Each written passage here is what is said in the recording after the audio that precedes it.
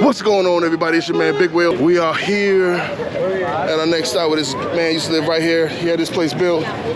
Louis the 14th, the Sun King, and Versailles. This is my second time here. I'm here in the summertime. Last time I was here in the winter, which was cold, by the way. But anyway, we are in the city of Versailles, and this is the Chateau of Versailles. So right now, we're gonna go ahead and take a tour.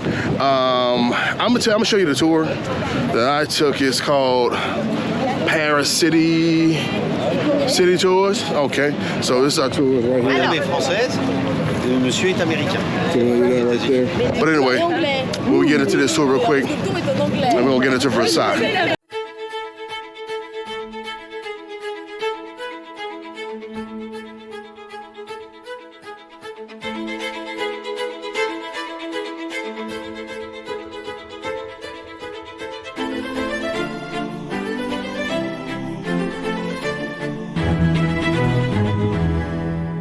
Versailles started as a tiny hunting lodge. Louis XIII built it for weekend getaways, but when Louis XIV took it over, he made it something spectacular that would last for centuries. By today's standards, Versailles would have cost billions. Over 30,000 workers were involved in its construction, and it was so intense that thousands died building it, mostly from exhaustion, disease, and accidents. And to fund it, well, Louis just raised the taxes on regular people while throwing ridiculous parties for his nobles.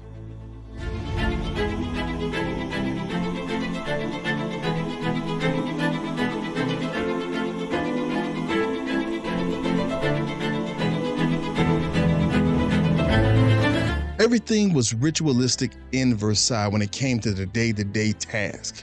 But it wasn't just to feed the king's ego. These rituals were also political in nature. Louis XIV kept his court busy with busy work. Sound familiar? Idealistically, if everyone is here doing meaningless tasks, no one can be plotting to kill the king, is what I imagine he'd say.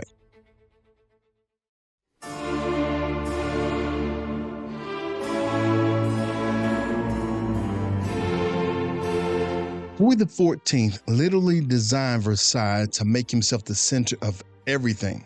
So, every morning around 8 a.m., the most important nobles, about 100 of them, would pile in the king's bedchamber to watch him wake up, get dressed, and prepare for the day. This ritual was called the liable, aka the wake-up ceremony.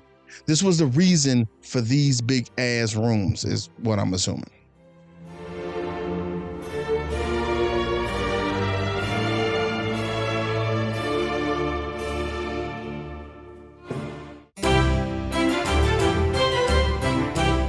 Okay, so the Hall of Mirrors was literally created by Louis XIV to show off France's wealth and power to everybody, especially foreign diplomats, and it took about 6 years to complete. There are about 357 mirrors that face the windows. This is important to know because in the 17th century, mirrors were luxury items almost as valuable as diamonds. But the most practical use for the mirrors were that they reflected the natural light from the windows, and at night, they multiplied the candlelight to make the room glow. All right, so that was the inside tour of Versailles.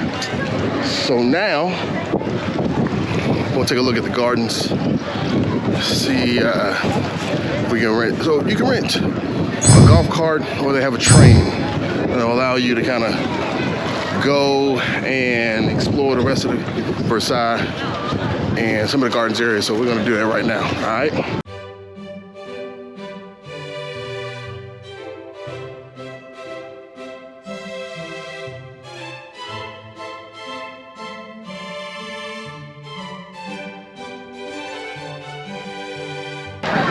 We are in the gardens. These are the gardens of Versailles. And if you're gonna have a palace like Versailles, you gotta have a backyard to match it. The gardens of Versailles stretch over nearly 2,000 acres, and these gardens aren't just pretty, they're powerful. They were designed to impress, intimidate, and inspire, and it took nearly 40 years to complete. Okay, this is the website for the golf cart rental. You can get the golf carts after you leave Versailles. You don't have to try to do this on the website, but I'll put the link below so you'll have the times that they're available or whatnot. Also, the pricing is here as well. I gotta say, this is a must. If you really want to see as much as Versailles as you can, rent the golf carts. You're on your own time. You can go at your own leisure. It's an amazing experience. Can take the train or you can walk. It is a lot of walking. Now, if you just really want to walk, but I recommend you just leisurely take that golf cart. It's a lot of fun. You can stop, take pictures, do whatever you want. As you can see, here you got a couple of views of whatnot. And also they have this available on the carts as well. On your left, the Grove of the Domes and the Grove of Enceladus. In the Grove of the Domes, which owes its name to two small pavilions in white marble, stand two statues which to be created for the Grotto of Thetis.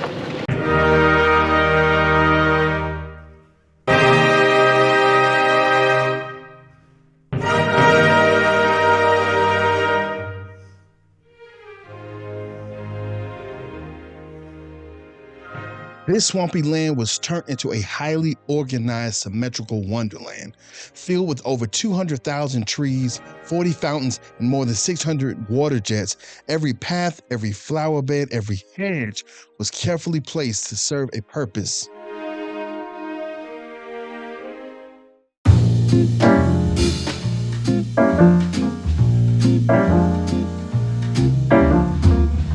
This is Cafe La Flûte.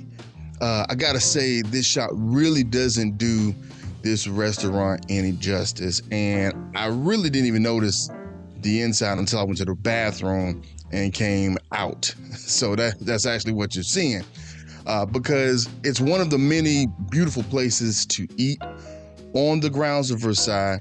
I recommend this one because it's right next to the water, and that's actually where we sat, and we probably had one of the most amazing lunches that I have ever had in my entire life. You got the palace behind you. You have this beautiful lake to your side. People are out there enjoying themselves. You have this beautiful restaurant. It's an amazing space.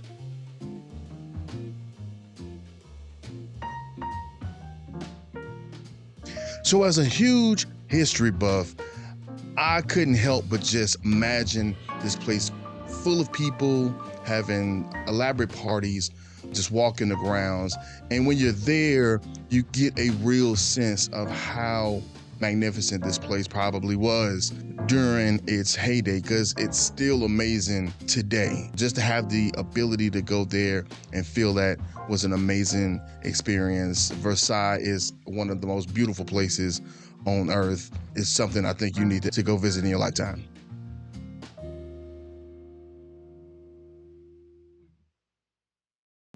That's gonna be a wrap on Versailles.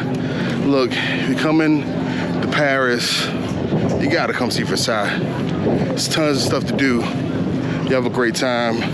Learn a little bit about French history, kind of culture, how this beautiful place became to be what it is. All right, so again, check out Versailles. We on our way out of here, all right? Peace.